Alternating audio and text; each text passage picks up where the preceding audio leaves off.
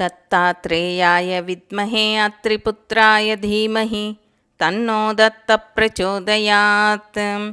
సంక్షిప్త శ్రీ గురుచరిత్ర మొదటి అధ్యాయము. ఒకప్పుడు దత్తావతారుడైన శ్రీ నరసింహ సరస్వతి స్వామివారి అనుగ్రహం పొందిన సాయందేవుని వంశంలో పుట్టిన నామధారకుడనే బ్రాహ్మణుడు శ్రీగురుని దర్శనం పొందకోరి ఆరాధించాడు. వారి దర్శనం కాలేదని గానుగాపురానికి వెళుతూ విచారంతో జిజ్ఞాసతో దుఃఖితుడై ఇట్లు ప్రార్థించాడు. స్వామి, నా పూర్వీకులందరూ మీ భక్తులై జీవించారు. నాకును కూడా తమరే దిక్కు అని నమ్మి ఉన్నాను. కానీ తమ దర్శనం నాకు లభించలేదు. నా యందు తమకు దయ కలగకపోవటానికి కారణమేమిటి? నేనేమి నేరం చేశాను? తప్పులు చేయుట నాకు సహజమే. ఎందుకంటే నేను అజ్ఞానిని. స్వామి, తమరు పూర్వజ్ఞానులు, దయామయులు.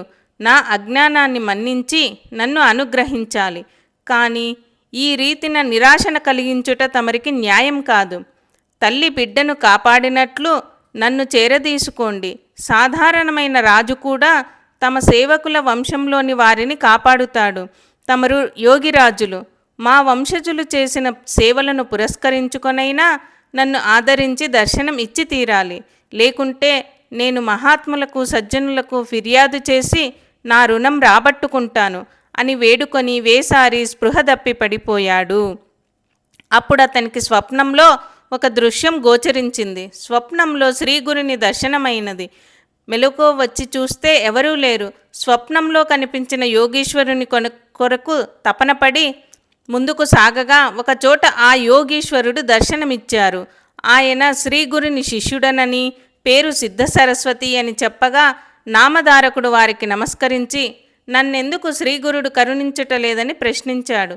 నాపై వారికెందుకు ఆగ్రహం అని అడిగాడు. వారు దానికి సమాధానం ఇలా చెప్పారు. ఎవరినైనా ఏ దేవతలు కానీ త్రిమూర్తులు కానీ కోపం చేస్తే శ్రీగురుడు కాపాడగలడు. కానీ సద్గురువు కోపం చేస్తే రక్షించేవారు సృష్టిలోనే లేరు. కాబట్టి వారెప్పుడూ ఎవరిపైనను కోపం చేసుకోరు. వారు త్రిమూర్తి స్వరూపులని చెప్పారు. సద్గురువు త్రిమూర్తి స్వరూపులనగా ముగ్గురు మూర్తులు చేయనున్న సృష్టి స్థితి లయములతోనున్న ఈ జగత్తులోని అస్తవ్యస్తములను సరిదిద్ది జ్ఞాన మార్గంలో మానవులను నడుపుటకై అవతరించిన మానవ స్వరూపుడు. ఆధ్యాత్మిక జ్ఞానము గలవారు మాత్రమే దీనిని గుర్తించగలరని బోధించారు. మొదటి అధ్యాయం సమాప్తం. జై శ్రీ గురుదత్త.